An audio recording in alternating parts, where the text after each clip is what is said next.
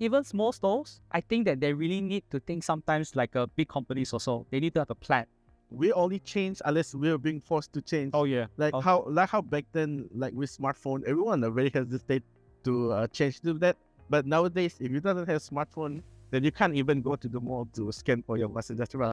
I do feel like we can play with our strength, which is our cultural, our forest, our history, diversity. I also think that because of the push that the government is going with the digital side as well, so there can be a very good mesh of those two.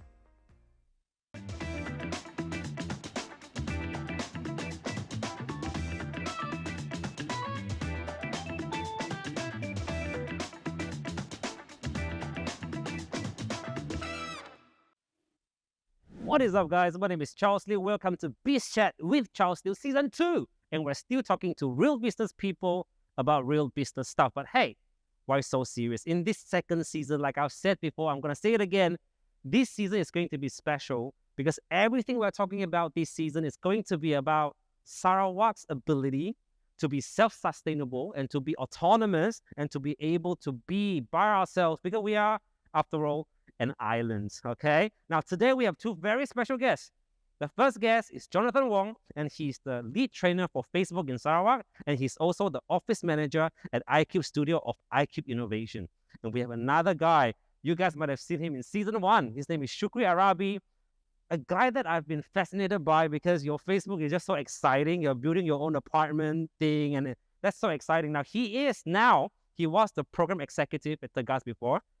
He's been promoted, guys. Okay, he's now the manager for digital, get it? Digital and STEM, science, technology, and engineering and mathematics unit at the GAS. True. Guys, now, before we go into the nitty-gritty, let's talk to these guys. Like, John, tell me about yourself. Like, tell me about your journey. Like, no one in high school says, I will grow up to be a lead trainer for Facebook one day, right? So that doesn't happen. So tell us about your story. I finished my uni as I studied multimedia marketing, and then after that I have a lot of different jobs like in Toyota and even in property development. But the one point where I went into not as lead trainer first is actually Facebook ads. Sure. So what I did was that at one day, I was in charge of sales for a logistics company. Yeah. So the story goes is that I got tired of going out to find sales. So what I did was that I used Facebook ads, I used an automated chat system, and I put money in, and I managed to get sales through that way. Sure. So technically, I automated my whole my job. And then because of that, I said, okay, maybe I can help businesses through that way. And after that, I went to freelancing. I didn't manage to find clients locally. Sure. But then I managed to get more clients through Upwork. This is a gig platform. Sure. Through Upwork, and I managed to find very good success through it. Awesome. US clients, UK client from there. Well, my first client here is actually Sarawak Children Cancer Society. Sure. We started it off with a monthly donation program, and that was during the first MCO. So everything is closed. Yeah. They cannot generate any donations. They cannot generate any income from donors. Sure. So we launched that program. Yeah. And it was very, very, very successful. Sure. Okay. And Fantastic. And then because of that, I'm here as a Facebook lead trainer. I put more effort into the trainings as well. Syukri. All right. Tell us about your story. Okay. So, my education background first. I think a lot of times when people ask, what you study in university? And I answer marketing. Really? Are you really studying that? Because most of people know me because of things that I do that related with tech, right? Yeah. So actually, this is rooted back all the ways when I was in my secondary school. Okay. I think you guys remember Friendster, MySpace? Oh, yeah. All right. Yeah. That's so old. That thing, right? Like, you want to have like a different profile. So Yes. just to learn how to code to make it like look cool. Yes. All those musics, all those like animation and everything. So that was the start where I start to fall in love and learn tech by myself. Honestly. Yeah. I mean, I moved into blogging and then web development. Blogging about what? I think I was blogging about more on like tutorials thing. Sure. Like back in secondary school? Yeah, that was in the secondary school. Yeah. Give me one example of like the tutorial that comes to mind right away. Like how to hack Friendster profile. One of I think it's my famous Awesome. in my blog. Okay. How come I didn't see that? That's crazy. Yeah. Okay. So after that, and then I went to school to learn about marketing. Sure. So I mean, like, even though it's not related with what I'm passionate about, but I really think about marketing is something that you have to do if you want people to know what you're doing. Yeah. Yeah. So that's why I took marketing in as my study background, and then after that, I graduated, and then I went freelance for a good years in web development, and after that, I worked with the GAS, which is more focused on community outreach programs. Sure. So, do you think Sarawak is an ideal place for the both of you? Because I see the both of you as stars, but then also, you know, like I can see all of us as stars, but then we stand out because we are in a place like Sarawak. You know, we are not really exposed to that much competition, right? So do you think Sarawak is the best place for you to scale the heights of your industry or your profession? Or do you think you may find better opportunities in places like KL, like Singapore, like Sydney, or further? So what do you guys think? Let's start with John. Okay, so I do not think that Sarawak is the best ideal place for me to find the customers here. We can, but to grow to a stage that is maybe international or, you know, a very, very profitable high stage, I think we always need to find market elsewhere. We need to be able to find market elsewhere, which is, you know, if we can find clients from US, other parts of Malaysia, then it is better. But the thing is, right, in Sarawak, it is an ideal place to have your home base here, because we do have quite a lot of talents, and we can grow those talents. On the training side, yes, it's very good it's definitely very, very, very good for trainings right now. Sure. Because there's a lot of need for that. Very true. Thank you so much for that. Shukri, how about you? For me, What do you think? I agree with what he's saying before. Sarawak is a very good place for you to live. But in terms of work, I mean, like with the existence of internet this day, we should not just limit it to targeting our market into just like Kuching. Yeah, I think we need to think bigger than that. And since the pandemic have hit us recently in 2019, I think a lot of people have realized that a lot of things that can actually be done just using the internet. Oh yeah, for sure. Like, Yeah. Instead of like to have to physically meet people, have to do physical meetings and all that. I mean, like there's a lot of opportunity that has not discovered yet by the local people where they can utilize technology and internet for their works. I think Sarawak is the place where you can make the most meaning doing what you do. It's because you are really great at what you're doing, but if you go overseas, let's say if you go to Singapore, if you go to New York, you would be behind and you will be learning, but then it's all for you. Again, of course, that's from the perspective of Sarawak needing you guys. So don't go. All right. So guys, we'll go to a break. When we come back, we will talk more with Jonathan and Syukri. We'll be right back.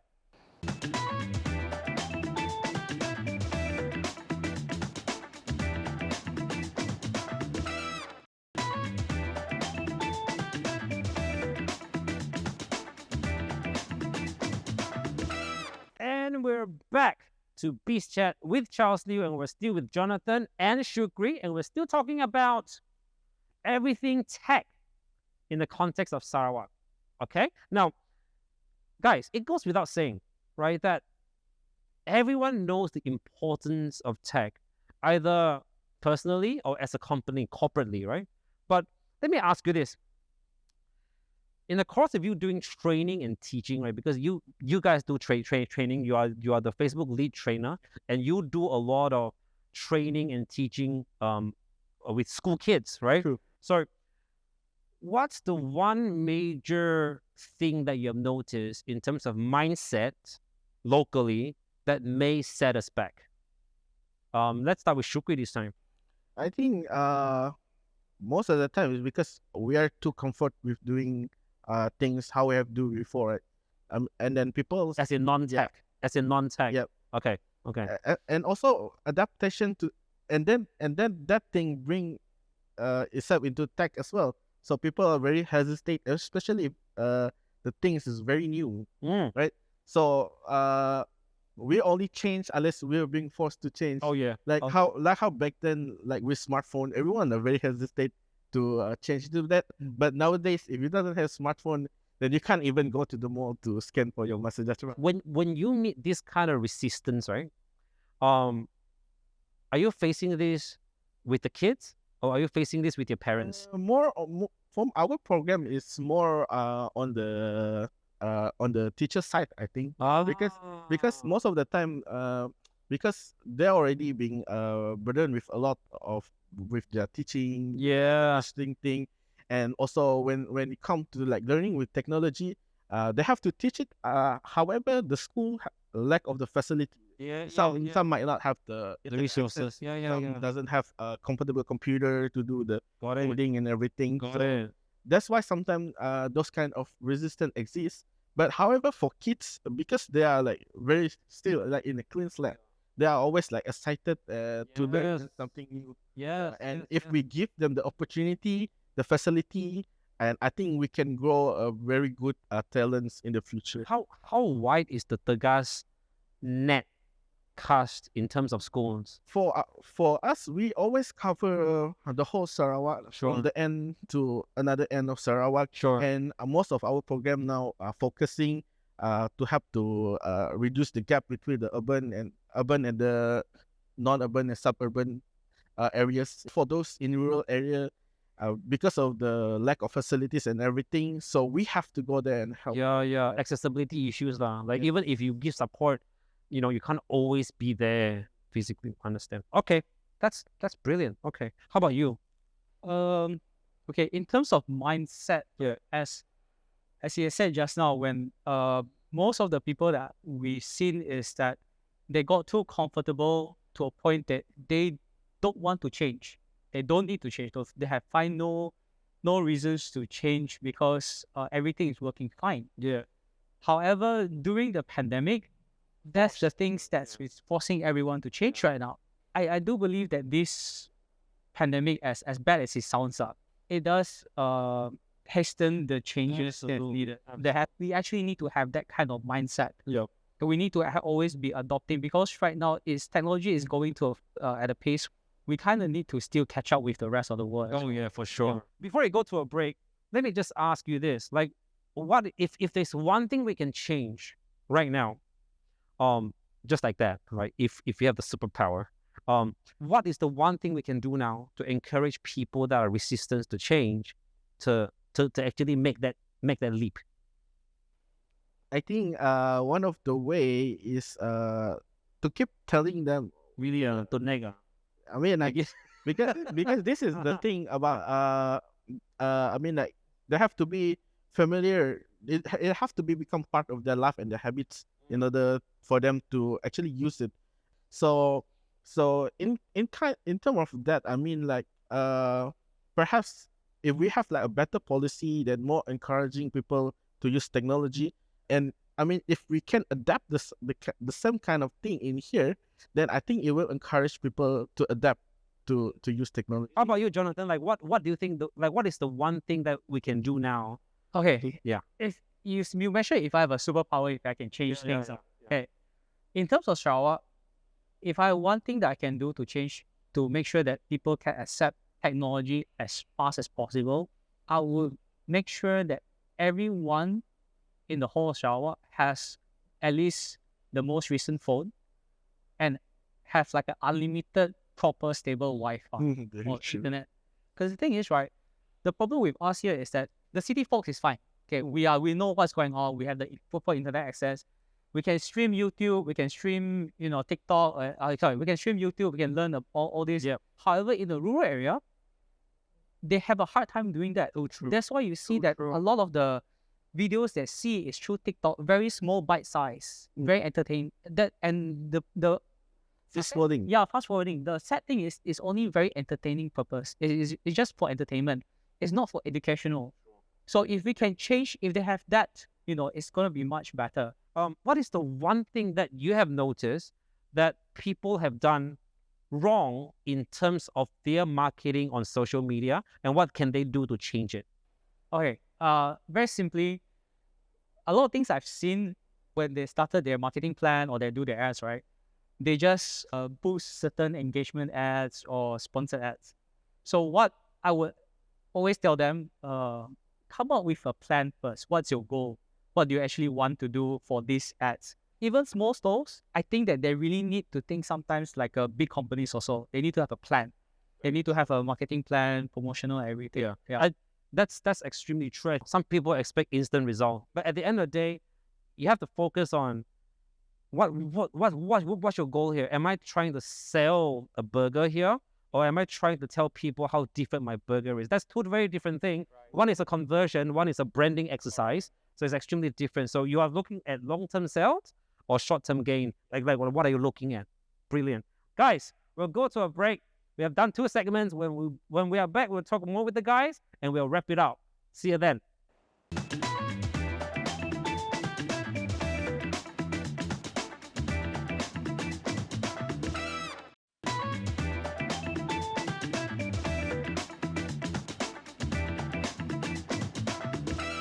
And we're back to BIZ Chat with Charles Liew Season 2. And we're still with Syukri Arabi and Jonathan Wong. Okay, and now we're going to be talking about the digital transformation plan by our beloved Abang Jo. Okay, now how is it going, guys? How's the digital transformation plan going so far? Let's start with Syukri. For me, digital transformation in Sarawak is doing better compared to other states. Sure. I think we are on the right track. However, there's other things that we can do better. For example, like with the facilities that we have developed, right? There's a lot of the good facilities that focus on these digital transformations. I think we also need to focus on developing talents who can fulfill those places. Sure. And another thing is for us to think about how we can keep these talents so they will stay in Sarawak and they can contribute the talents that they have in order to bring our state to another levels. Sure. Okay. How about you, John? In my opinion, I think that we can always do better. Yeah. I understand that right now we see a lot of the government agencies and a lot of parties. We have a lot of upskilling programs. Yes. You have the guys doing it as that.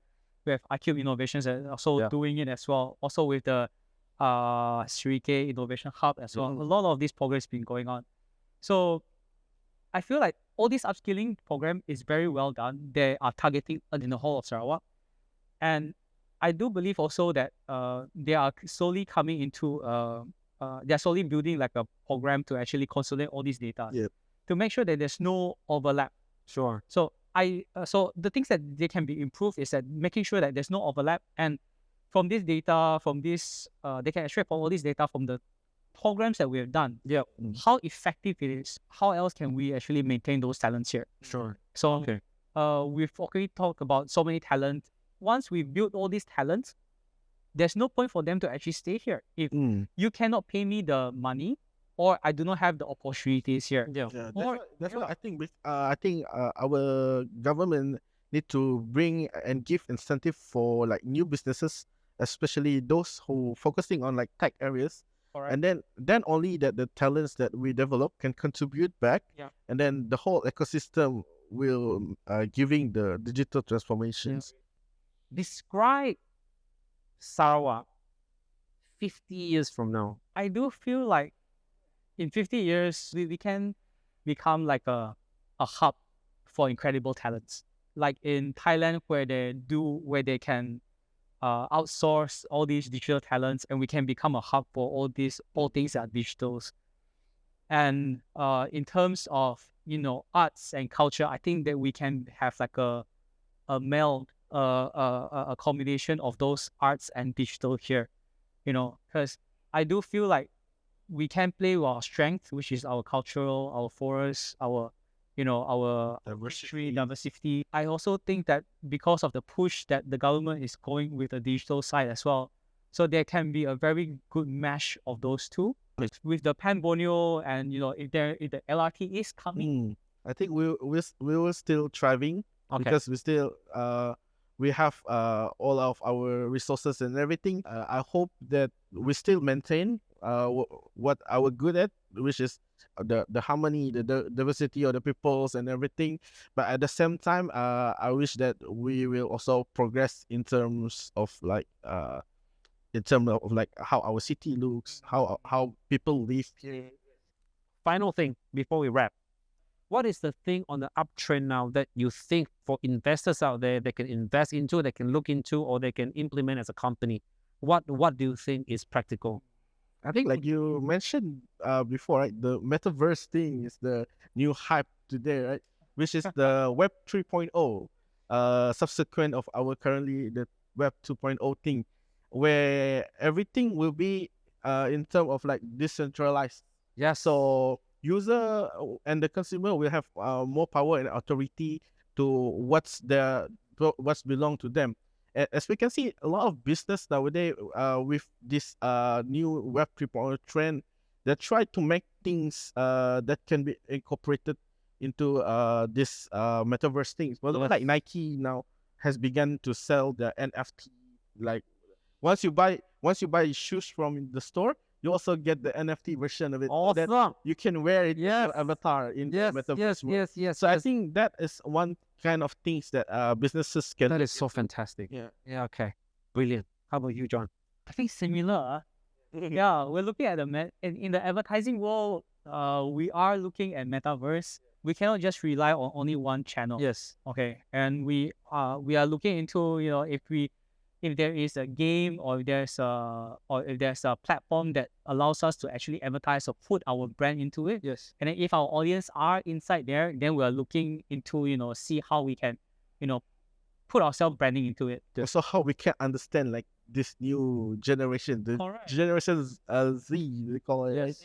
Yeah. I mean, like now, most of our generations are very familiar with like Facebook advertising, Instagram.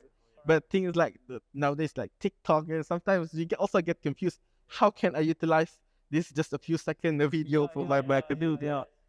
Just to wrap up, I think I love the metaverse idea is because some people can play games from morning until evening, and they stay in the game because of the status that they feel in the game. They can buy items in the game. They can trade that item in game with some other people for actual real world cash. Yeah, right. And some people belong to an alliance within a game, and so there's leadership, there is officers, there's members. That is a community already. Yep. Right. So now when I was listening to Mark Zuckerberg talk about metaverse, and I see like this very real thing, they're like, well, what he's saying is we are already working with companies like Nike. So that's why like they can build shops within the metaverse. You have an avatar, right? So you will be, you see, here's the thing, as humans, our existence relies on what? On people's perception of us, right? Because that's what gives us our identity, right? So now if someone who is crippled with no legs, because of accident or whatever, they can live fully inside the metaverse in that society, buying things from shops like Nike or whatever. And whatever you just said, that's the fresh information to me. It's like, buy shoes, you get an actual shoe, and also you get a corresponding shoe in the metaverse. Yeah, it's so brilliant as an idea. And so that is the future. And I love that. Okay, guys, so you see, all of this talk about having an identity inside the game, things like that, we'll talk about more, because later in the season, we'll talk to a lot of esports people. So stay tuned for that. Thank you again, John, for coming on. Thank you, Syukri, for coming on again on the show. Until the next time, guys, it is bye from Charles Liew.